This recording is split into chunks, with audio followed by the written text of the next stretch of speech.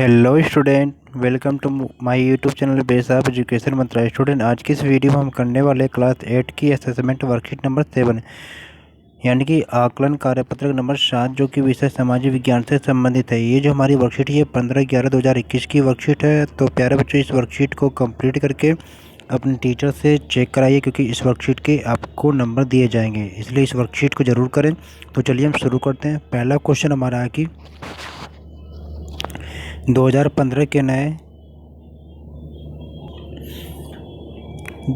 के नए संविधान के अनुसार नेपाल में डैश मतलब किस क्या मतलब कौन सी सरकार देश में बन गया, यानी तो आपको बताना है कि तो पहले क्वेश्चन का जो राइट आंसर हो जाएगा ऑप्शन बी, यानी कि 2015 के नए संविधान के अनुसार जो नेपाल एक लोकतांत्रिक देश बन गया था। तो ऑप्शन बी को बिल्कुल सही करेंगे। क्वेश्चन नंबर 2 है कि मौलिक अधिकार भारत के रिक्त स्थान के द्वारा सुनिश्चित किया जाता है। तो आप सभी को पता है कि जो मौलिक अधिकार है भारत के क्या है, संविधान के द्वारा यह सुनिश्चित किया जाता है। तो ऑप्शन बी बिल्कुल सही हो जाएगा।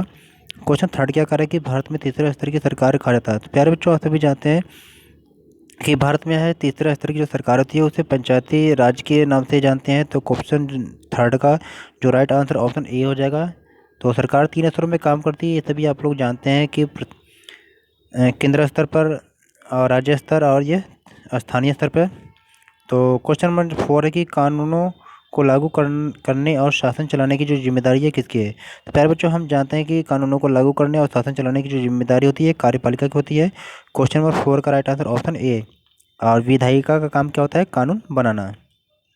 और न्यायपालिका क्या करती है, कानूनों का जो उल्लंघन करती है उसको दंड देती है।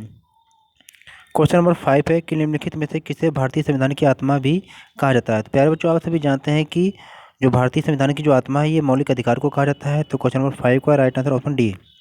क्वेश्चन नंबर 6 है कि 14 वर्ष से कम उम्र के बच्चों को मजदूरी पर रखना अपराध है।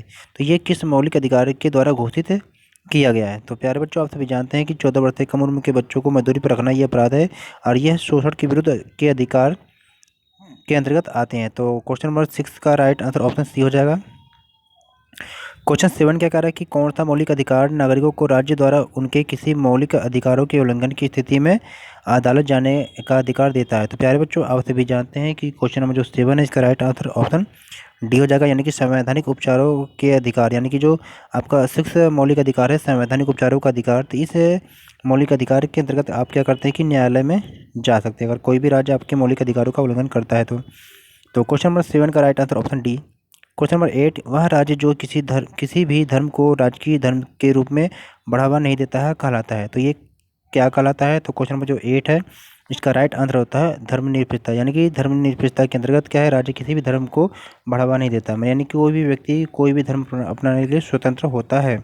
तो चलते हैं अगले क्वेश्चन की तरफ। क्वेश्चन नंबर 9 और 10 के लिए दिया गया है कि आपको क्या है, एक कथन और एक कारण आपको दिया गया है। इसको ध्यानपूर्वक पढ़ने के बाद आपको क्या है, इसी के आधार पर क्या है क्वेश्चन का आंसर देना है। तो विकल्प आपको इस प्रकार से देना है। अगर ऑप्शन ए सही करना है तो उसमें जो कथन ए और कारण आर दोनों से सही होगा, और जो कारण और कथन की सही व्याख्या करता है तो ऑप्शन ए सही करेंगे।